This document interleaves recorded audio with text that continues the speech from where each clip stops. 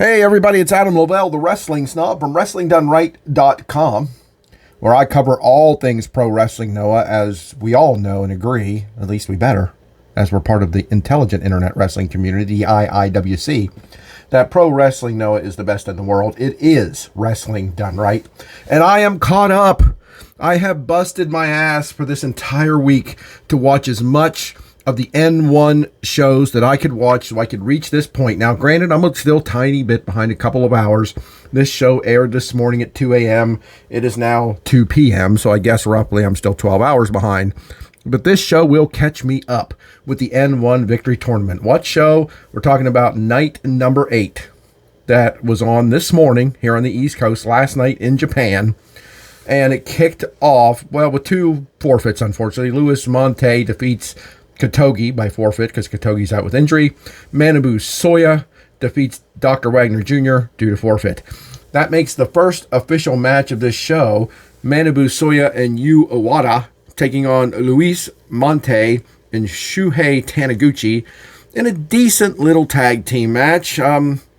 Nothing incredibly exciting. Luis Monte and Taniguchi was an interesting team. They seem to have some communication problems. Not problems where they were fighting, but where they're sort of talking back and forth and pointing and like they're just... And they didn't have any major miscommunications where they missed moves or something, but it just wasn't... It was their first time teaming and it wasn't terrific. I mean, performance-wise, they were fine, but you could tell that it was their first time just by the way they communicated. Soya and Iwata, I'm not sure how often they've teamed together, but they've been in Noah together for quite a while, and they definitely looked better here. The match pretty much consisted of Iwata doing all that he could against Monte and Taniguchi, and he got some nice offensive moves in, but basically they tried to cut the ring off and keep him in the ring, and when he tagged in Manabu Soya, Soya took over and ended the match just shy of the 9-minute mark, when he put a dragon sleeper on Taniguchi and bared down on that son of a bitch like his life depended on it. And Taniguchi tapped out, giving the big win to kick off this show to Manabu Soya and Yu Iwata. Luis Monte is going to have to go back to the drawing board, and when we preview the September 1st show, you'll see what he's done to find some new tag team partners to maybe help boost him in Pro Wrestling Noah. He did a fine job in this tournament. But he needs to do something to get over the top, and I think he's going to try to do it the next time we see him, but we'll have to wait and see. But Soya wins this, and for his part, him and his partner, Yu Iwata, like I said, with a good, badass dragon sleeper just shy of the 9-minute mark. It was a nice way to kick off the show. Nothing incredible, but decent, and let's get this ball rolling, baby. Match number 2 was... I can't say literal, but damn close to a literal barn burner. Noah is known for its slower pace, and while this wasn't a cruiserweight style match or anything, Alpha Wolf and Titus Alexander went at each other like wild men.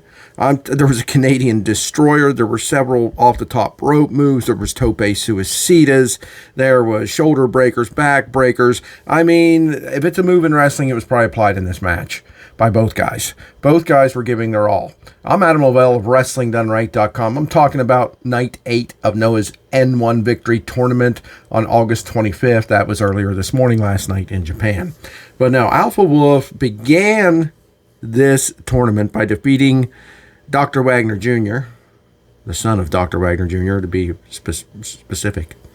And he ends this tournament by taking out Titus Alexander. I'm letting you know that up front because, man, Titus Alexander was the star of this show. Not this match, this show, this tournament. Titus Alexander made his name. Titus Alexander made a bigger name for himself than did Josh Briggs or the other gentleman that's from NXT that I hate, that I'm not thinking, Tavian Heights. Jesus. Tavian Heights. Now, both of those guys are great. Really great, and they made a name for themselves for sure. But Titus Alexander exploded from West Coast Pro out in the West Coast of the United States of America, came here to Noah in Japan, and just set the world on fire. He beat Keno. He beat numerous guys in this tournament. I should have taken some notes so I could remember everybody that he defeated here, but it was quite ridiculous. The men that he took out, seemingly, I don't want to say with no problem, but as if he had been a member of the Noah roster forever. And here, Dragon Bane, even though, like I said, one of the best matches of night 1 and one of the biggest wins of this night, night 8, out of anybody on the roster. But Dragonbane is no joke. He is no slouch. But compared to some of the men that Titus Alexander has already beaten, I thought it was pretty much a given he could get past Dragon Wolf, but he does not. He ends this tournament with 8 points, and to get to the finals, you've got to get a 10 at least. And so he's 2 points away from getting near the final. Alpha Wolf ends with 5. At this point, he was only at 3. This win put him at 5, so gives him a respectable score. But man, what a bummer for Titus Alexander. So close to the finals of this. This was a very good, solid match. I felt they did a little bit too much for me, but still a very good match. I enjoyed it very much. But this was your typical modern-day wrestling match, and I'm used to Noah matches being a little less. You know what I mean? Like, good wrestling, but they don't go balls to the wall performing every move that they can, except occasionally here or there in a main event level. This was a main event level match, but just a little bit too much for me. Both of them taking the ungodly amounts of punishment they did. But Alpha Wolf comes back and beats Titus Alexander for a big win. Adam Lavelle, the Wrestling Snob, WrestlingDoneRight.com. We're up to the third match from Pro Wrestling Noah's N1 Victory Tournament. Match number 8 from early this morning, here on the East Coast anyway, August 25th, 2024. God, I hate when I sound like Tweety Bird sometimes. Frustrating. But that matchup was Masa Kitamiya versus Ryohei Oya. And this was my style of Puresso match. These were just two behemoths, two big men, just slapping each other around. You know what I mean? They're just bumping into each other. They're clotheslining each other. They're just trying to beat each other down in a sensible way that looked like a fight. This is what I'm talking about. I don't even think we had any forearm smashes in the middle of the ring here. Not that I remember. And that's a good thing to me. And I know it's a big thing in Puresso. I know it's fighting spirit. I get it, and I'm not here to knock it like Jim Cornette does. I know he doesn't get it. But once in a while, it's nice just to see two guys like Kitamiya and Oya get in the ring and just try to overpower each other with a good, normal fighting pace. I hope those of you listening to me understand what I mean. If you watch Noah, you do. If you don't get it. Too often, far too often, especially in American wrestling, and I'm not here to shit on American wrestling, but I got to have a comparison, right? But far too often in American wrestling, everything is at 1,000,000 miles an hour. It looks like you bump the fast forward button on your remote when you're watching a match, or that somebody's playing PlayStation. And I don't just mean with the fancy flippy-do moves. I mean with the pace. The pace, there's no time to sell. There's no time to register. There's no time for anything but moves. This match, I would not call slow. I would call perfect. A perfect match? No, it was the perfect pace for Kitamiya and Oya to come at each other and just lock on the prison lock, like Kitamiya did, lock on other moves as Oya did, and where they're just trying to wear each other down. They're not trying to kill each other. No, they're not trying to get a holy shit chant. They're out there trying to win a fight. And that's what this looked like. Oya with the big splash. Kitamiya just missed the swanton. They're just pacing themselves perfectly, trying to wear each other down, trying to take the breath out of one another, trying to cause pain with hammer locks and shoulder locks and wrist locks. That's what they're trying to do. They're trying to make each other get to a point of exhaustion to where they can be pinned. And that worked perfectly whenever Masa Kitamiya finally got a shot to climb to the top rope and hit the swanton from the top rope onto Oya for the win at about the 12-minute mark. This was wonderful wrestling. Again, match of the year? No. But very, very good. A match I would show to somebody when I would say this is what pro wrestling should look like. And does everybody have to be this style? Of course not. Of course not.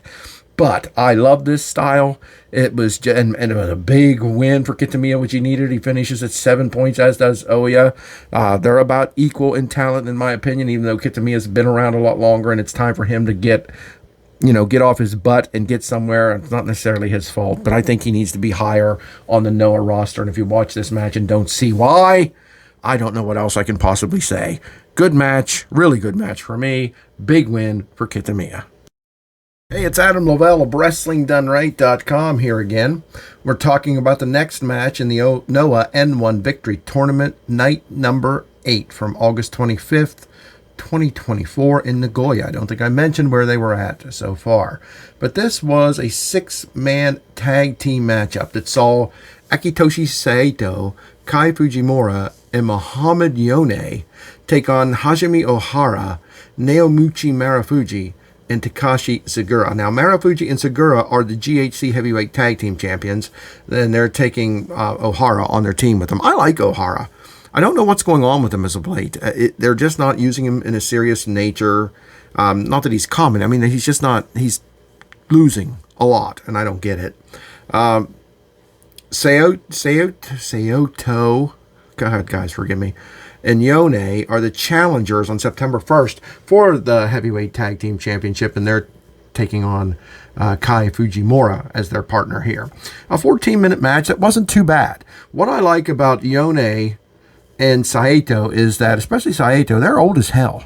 I mean, but they can still freaking go, including Saito. He's a little slow, but not terrible. He's still powerful. He still is in good condition, meaning he's not getting gassed. And he looks okay. I mean, he looks like an older guy, but I've seen younger guys than him look worse. So before people roll their eyes about another old guy in Noah, he is completing his career here. Not in this match, but in the tag team match on September 1st. So give the guy a break and let's watch him do his shit. Kai Fujimura is good, but, not anywhere near the top. It's someone you'd expect to take a loss here. But he didn't. It was Hajime Ohara who takes the loss when Saito delivers that, I forget what kind of kick they call it, sort of like a spinning kick, if you will. You have to see it. I'm sorry. I don't know the names of all the moves, guys, and I've been watching wrestling since I was 7 years old. I just don't know the names of all the moves. But Saito knocked Ohara out, basically, and pinned him 1-2-3 to win this decent tag team match. A nice preview for the tag team title match, which should be good. It's not going to light the world on fire. It's not going to win match of the year, this match or the tag team title match, but it's good. It's enjoyable. It's basically old school Puresso. If you like old school Puresso, you're going to want to watch this match and the tag team match coming up. I'm not going to go into great detail about what this match was, but it was a good fight. All 6 guys looked decent. Both teams looked like they could win it at any moment. Even Hajime Ohara had Kai Fujimura locked in his modified STF, basically. It's a painful looking thing. It's a high angled STF. And he had him, but lucky for Fujimura, in came one of his partners to break it up. I can't remember which one. But this was a solid match. I really enjoyed it for the most part. It's far from the best match on the show, but I enjoyed it. About 14 minutes long. And the champs go down in a non-title match because this is a 6-man match, and now they have something to be worried about when they face each other on September 1st. I'll probably preview that match right before September 1st, but I think this match was worth watching and not skipping, but hey, you make the call. What a freaking match. I'm talking about Ulka Sasaki versus Tavian Heights on night 8 of Noah's N1 Victory Tournament. This was in Nagoya on August 25th, 2024. Sometimes I pause, guys, when I talk about the date because I'm looking at the match lineup on Cage Match. It's what I use to remind me, of the match order after I've watched. And they write the dates stupid. It's the year, it's the day, the month, and the year. So you see, I can't even say that right. The day, the month, and the year. I'm used to the month, the day, and the year. So that's what's up when I pause when I say the date sometime. But I'm not going to pause talking about this match. Ulka Sasaki, Tavian Heights. Frickin', I want to drop the F-bomb. But YouTube punishes you for that on some level. I'm not sure how. So I try to control myself. But holy frack. I mean, you take an MMA fighter in Ulka Sasaki and throw a little dash of pro wrestling in. You take a Greco-Roman wrestler and you dash a little pro wrestling in. And you have got an incredible match that I could have chanted fight forever if I was a toad like some of those guys who chant that crap. Oh my God, this was just a little over 9 minutes long. Ulka Sasaki picked apart Tavian Heights with his MMA. He went in, he did arm bars, knee bars, ankle locks, choke holds. You know what I'm saying? Tavian Heights literally threw him off using his Greco-Roman skills. You got a choke on me? That's fine. I will stand up and lean forward and you'll fall down and then I'll kick you in the back of the head. You got an arm bar on me, I'll stand up and turn it into a jumping belly-to-belly suplex. You want to get me in a knee bar, I'll get to the ropes, and when I jump up, I will throw you halfway across the ring, run at you, and clothesline you after you land. I mean, this is the kind of match that it was all match long. So who's going to win? An MMA guy that's learned to professional wrestle? Or a Greco-Roman guy that's learned to professional or wrestle? Both of these guys are still young in this business, really young. Ulka Sasaki's the GHC national champion, the second highest singles title in Noah. And he's been in the business, I don't know if he's been in a year yet. It's unreal. Tavian Heights in the N1 tournament out of NXT. I don't know, I think he and Josh Briggs are the first two NXT rookies to ever wrestle in a prestigious tournament such as this. And it's not just prestigious because I like Noah, and Noah has a lot of history. It's prestigious because you just don't see shit like this in wrestling outside New Japan. Noah, All Japan does one, Stardom does one, outside Japan, put it that way. Sometimes Tony Khan tries to pull this off and he can't do it. And no, I'm not here to crap on AEW, it's just the truth. He can't do it. These multi-night tournaments, 6, 7, 8, 9 or more nights in a row. I think Noah took a week off after 7 weeks in a row, and this 8th one is after a couple days off because guys need it. They were already got 2 guys injured that can't perform that we talked about earlier on. My God, this was just perfect. This was awesome. I'd give this a 10 out of 10. I would give this match of the year contender for me because it's everything I love about professional wrestling. Realism, believability, hardcore, not with like tubes and tables, but hardcore, legitimate, contestable combat sport. You know what I mean? That's what this looked like from opening bell to the final bell, where they shook hands and embraced after Ulka Sasaki got a knee bar on Tavian Heights that he just couldn't get out of. His strength and his height just wouldn't allow it. He couldn't reach the ropes. He fought it for a minute, maybe a minute and a half. No, it felt that way. It probably wasn't that long, but he fought it for quite some time until he finally had to tap out. And like I said, they shook hands and embraced afterwards. Terrific match. Hey, we're up to the 6th match from night 8 of Pro Wrestling Noah's N1 Victory Tournament in Nagoya, Japan on August 25th. That was last night in Japan, early this morning today as I record this on the 25th. And that matchup is Josh Briggs taking on Dragon Bane. And let me tell you the formula to this match. It's a simple formula. It's been repeated ad nauseum throughout history, but that's okay. Sometimes a simple formula freaking works. Let's not play with what's successful. What am I talking about?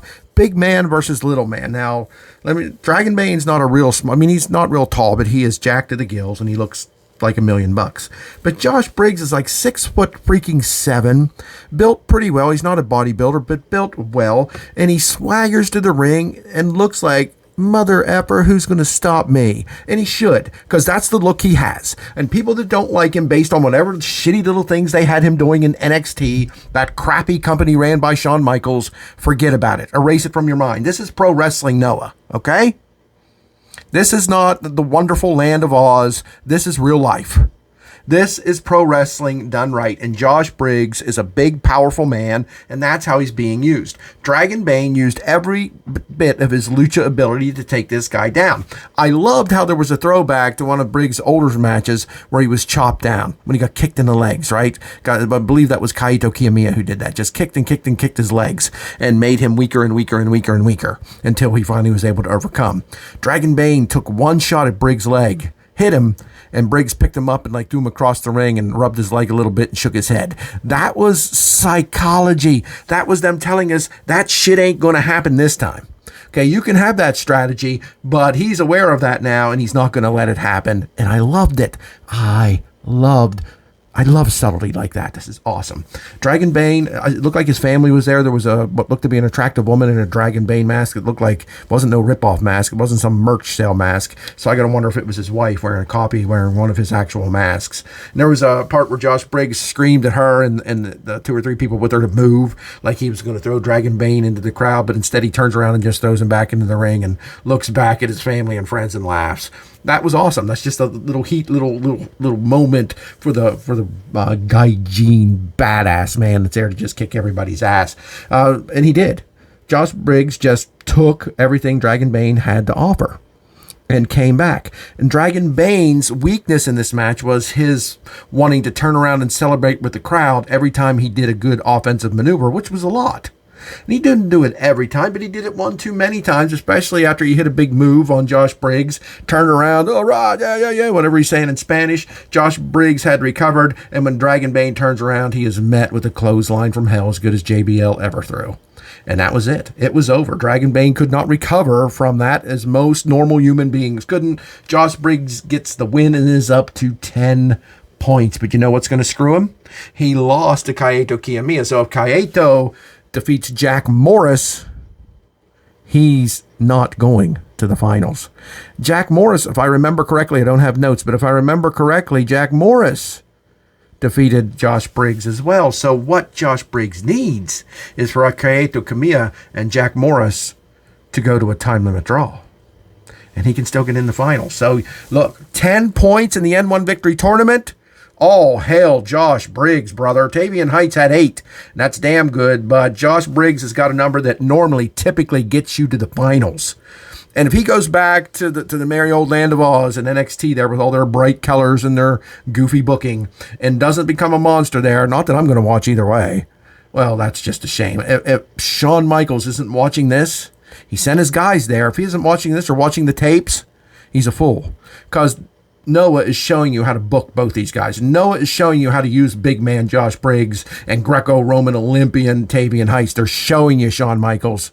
They don't deserve to go back there and be part of some hippy-dippy gaga goo-goo crap. They need to go back and be the badasses they are. What a shame we don't get to keep these two in Noah. They have been remarkable. This match was remarkable. We're up to the 7th match. Pro Wrestling Noah N1 Victory Tournament 2024. It happened earlier today, last night in Japan. I'm just now finally getting to watch this, but we're catching up, folks. We're catching up here, and you'll soon be seeing my videos the day of, the day after, very shortly after the show, like this one is. And I'm going to tell you something about this match. I didn't expect to like it. I didn't expect to hate it. But look, I love the N1. I love the singles matches. I wish every show just consisted of only them. Not because the other matches are bad, just because I'm so excited to see the N1 matches. But this match blew me away. I borderline loved this match. Let me tell you why. First, let me tell you what the match was. Alejandro, Asuka, Eita, Junta Miyawaka, and Shuji Kondo. Junta Miyawaki. I think I said Miyawaka. Took on Daga, Hayata, Super Crazy, Tadasuke, and Yohei. Several reasons I didn't think I'd care for this. Number one, these teams are so mismatched up. It's 5 versus 5. But, I mean, Daga teaming with Hayata, Tadasuke, and Yohei. Daga and Super Crazy.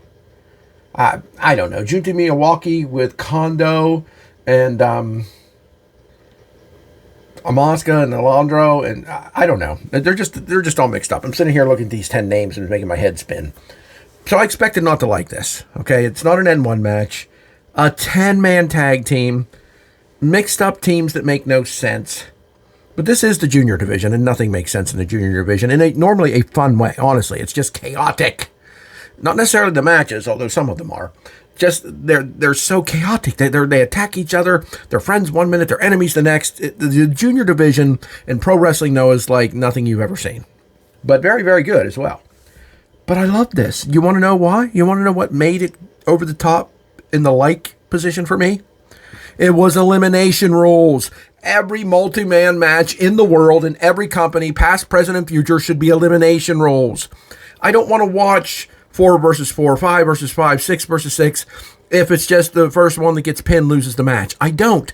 It's nonsense. It's ridiculous. If you're going to have this many men in a match, you have to make it elimination rules, and Noah did it here. Noah does this once in a while. They don't do it all the time, but they should, because this was terrific. I'm not going to try to go over this match really with you, but let's go over who went out when, okay? I think that's a fair way to talk about this match. Super Crazy was the first one out when Junta Miyawaki rolled him up. Sort of was a reverse roll up. Super Crazy was gone. Alejandro was the next one to go out. Yohei put him out with a big drop kick to the face. I love when drop kicks are so good to actually cause someone to get pinned. That's awesome. Junta Miyawaki was the next one out by Tadasuke, who got his spinning toe hold on him, and Miyawaki screamed in pain and had to tap. But very shortly after that, Tadasuke was put out by Eita with a super kick. Asuka and Daga actually eliminated themselves. They were brawling and fighting and hitting the high-flying moves, and they just both put each over the top rope. Because, yes, in elimination rules in Noah, it is pinfall or over the top. And both of those guys, Asuka and Daga, over the top as they were brawling, and they're both out.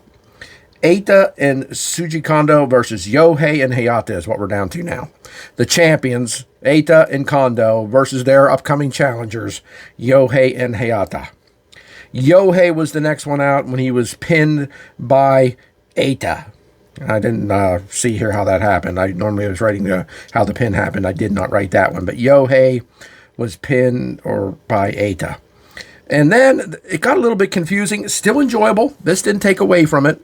But it looked like Eita was then eliminated accidentally by his partner, Shuji Kondo, over the top rope.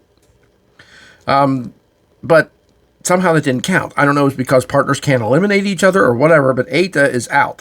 And I'm pretty sure Hayata, who was then, at one point, it was down to Hayata versus the champions. And I think Hayata was thrilled to see Eita be accidentally eliminated, even though he wasn't, wink, wink. Because then that allowed him to go after Shuji Kondo and hit him with his short Frankensteiner. Like Kondo's on his knees, and he hits a Hurricanrana Frankensteiner when the person's on his knees. Like I call it a short Hurricanrana, a short Frankensteiner.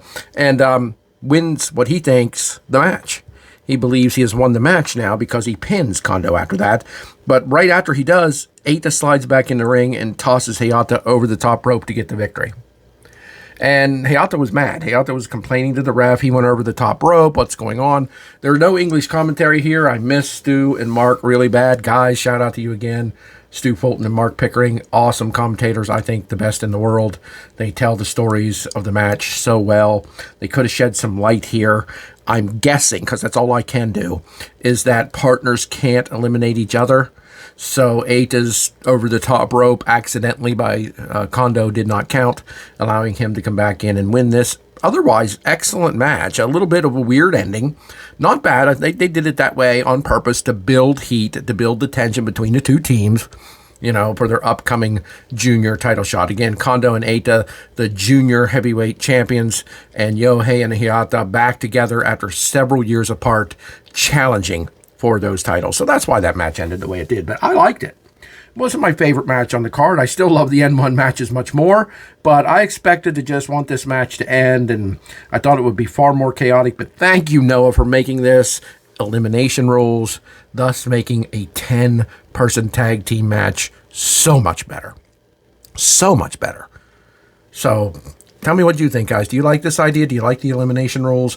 I do not. The idea of a 10-man tag team match makes me want to scream and kind of fast forward it.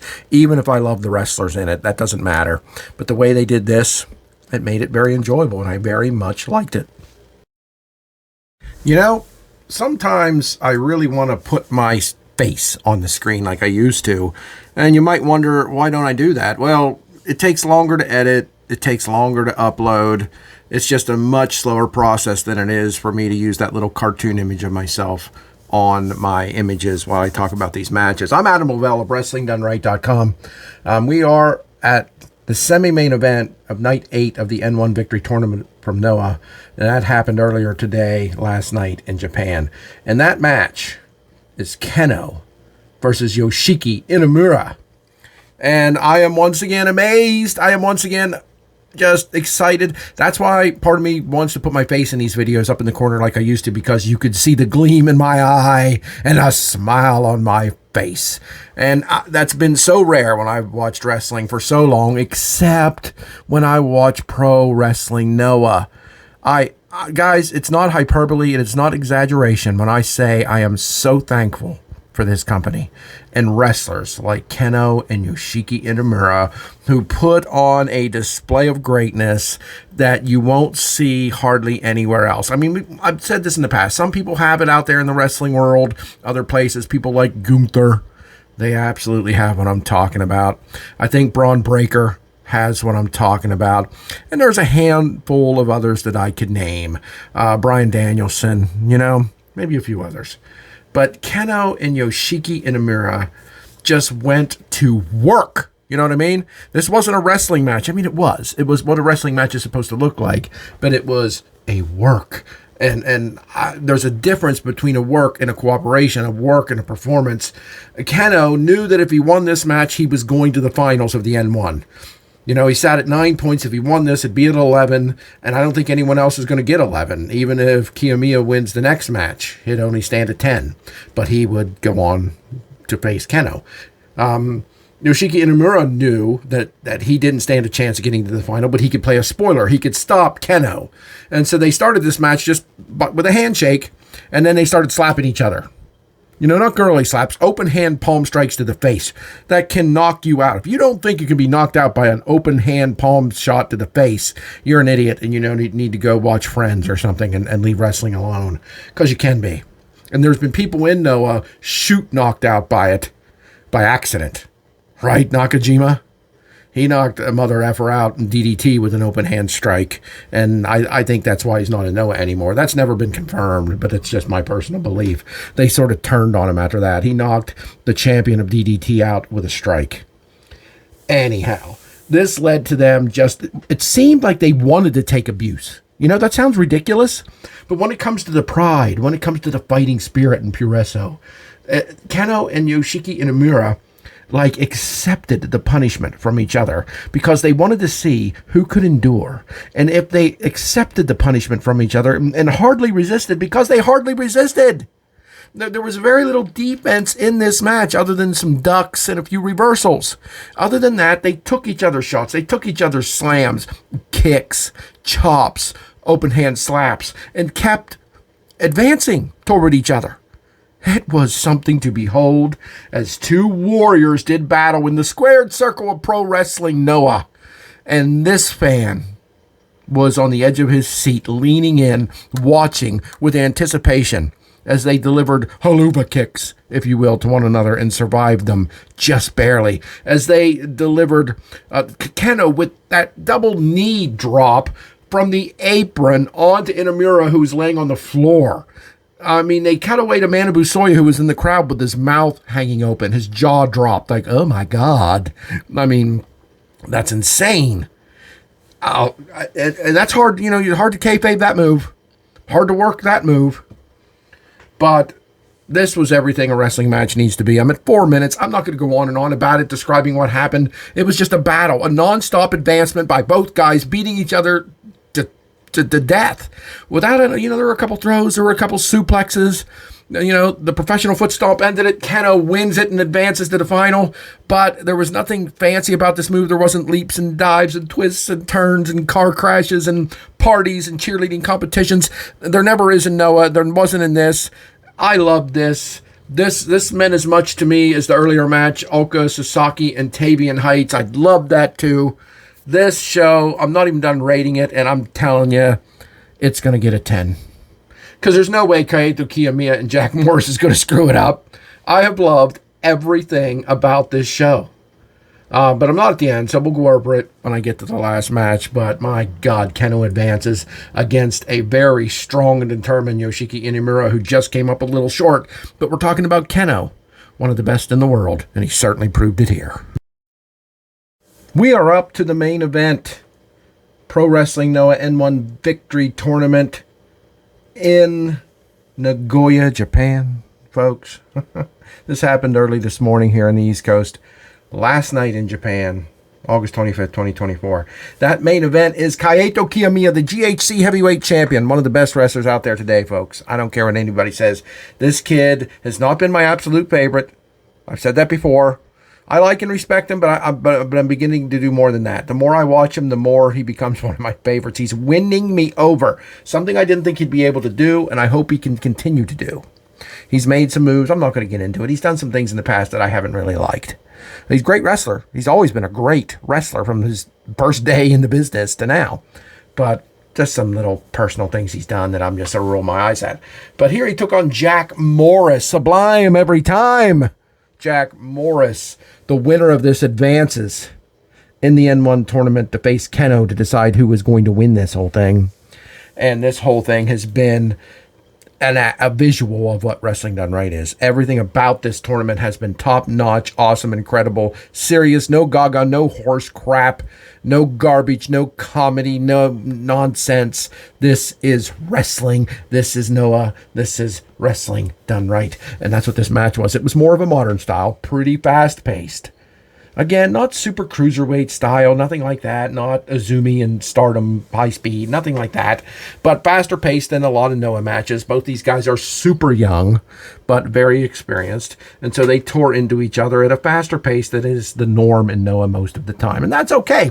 Because you see, folks, if you have a wrestling company and most of the matches are solid and good and well paced and you know, look like a brawl, like a fight, like a contest, and you have one here or one there, that is a little more faster paced. And not that it doesn't look like a fight or an athletic contest, because this did, but it's just more of the modern style. Okay, it's more of the modern style. It's okay if you don't have that in every damn match. And this was just Kiyomiya working over the right leg of Jack Morris more often than not. He did a splash on it. I think he did one of his, what does he call it, the Shining Wizards onto his leg. I mean, he did numerous things to Jack Morris's right leg with the idea of using the figure four to take him out. And if not, when he gets him down to delivering a running Shining Wizard, he'll have a hard time getting back up on a bum leg, right? There's the psychology in this. Jack Morris worked the whole match trying to get the Tiger Driver on. Because if Jack Morris hits you with the Tiger Driver, it's over, it's done, you're finished, baby, 1, 2, 3. And Jack Morris just tried to position Kaito Kiyomiya for that all match long, and Kaito Kiyomiya did everything he could to avoid it. This opened up Jack Morris to the leg damage, because the more aggressive he was, the more he opened his legs, as gross as that sounds, to shots from Kaito Kiyomiya, right? I mean, and that's what happened. Kiyomiya really worked his legs over, worked him down, got him in a figure four. Morris did escape. It really wasn't the same after that figure four. Was still very good, but there was a little hitch in his giddy up, if you will. And he finally did hit Kiyomiya with that driver, the Tiger Driver, but he kicked out. He freaking kicked out. And once he kicked out of that, I pretty much knew what the result of this was going to be, and I was correct. Kaito Kiyomiya with multiple Shining Wizards. This guy can throw a Shining Wizard off the top rope. He can throw it in the middle of nowhere, out of nowhere, if you will, as you hear so often with these wrestlers. He really can. But when he starts doing the Muda poses with the I love you symbols on his hands and running in and connecting, grabbing the head and connecting with the Shining Wizard, you know that's over. And that's what he did here to Jack Morris. Finished the match just shy of the 24-minute mark. This was 6 minutes away from going to a 30-minute draw, which would have put Josh Briggs in the final against Keno. Wouldn't that have been something? But 6 minutes short of being a draw. Sorry, Josh Briggs. What an amazing job he did. Kaito Kiyomiya advances.